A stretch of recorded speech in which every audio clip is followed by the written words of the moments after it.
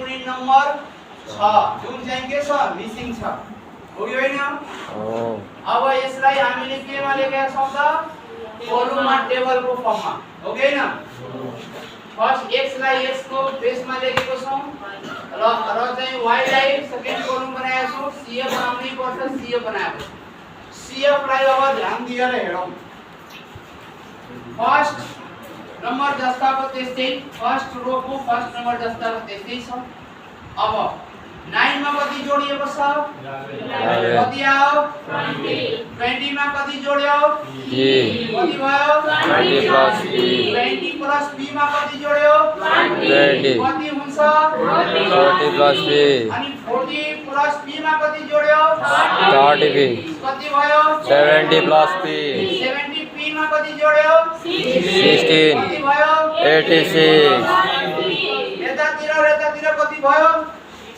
86 plus p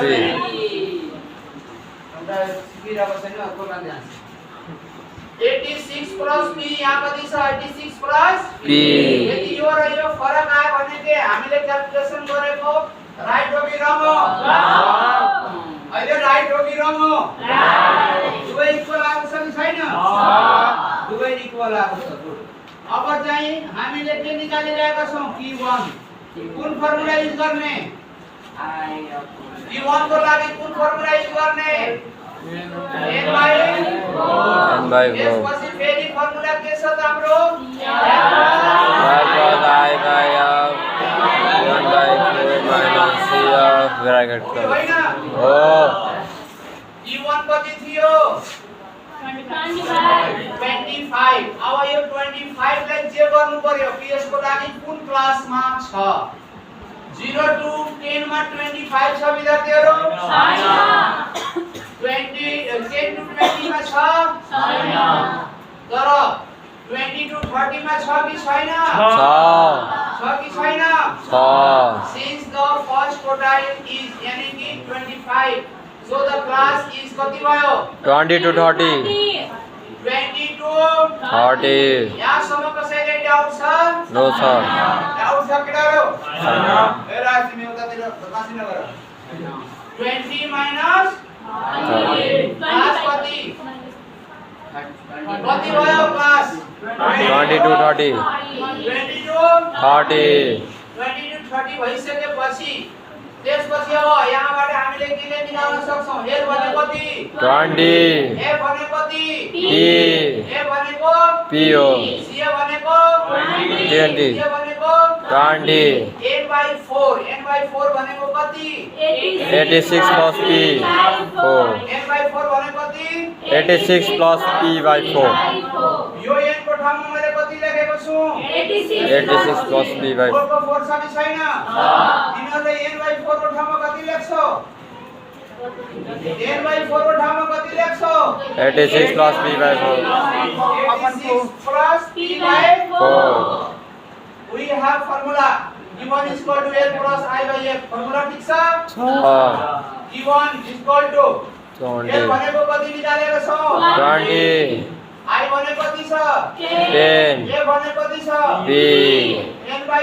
4 n by 4 n भनेको कति 86 plus p by 4 छैन छ माइनस माइनस छ अनि c भनेको 20 छ कि छैन छ e1 को p1 नै राखेको छु भाइले मैले भाइको यहाँ राखेको छैन यहाँ राखेको छु 20 को 20 यसलाई नचलाउने e1 को भ्यालुलाई र 20 लाई नचलाउने कसलाई नचलाउने q1 को भ्यालु र 20 लाई नचलाउने हो सबभन्दा पहिला कसको सिम्प्लिफाई गर्ने ब्राकेट हो अब ध्यान दिएर हेरौं यहाँ तिमीहरुले जस्तै यहाँ x plus 5 छ वा 2 छ यहाँ 5 छ minus 3 छ यसलाई एलसीएम लिने पहिला एलसीएम लिँदाखेरि कति हुन्छ 5 कति भयो हैन हैन कति 80 86 बाट 80 घट्यो भने कति 6 प्लस p भएन भयो यो आफ्नो ठाउँमा छ कि छैन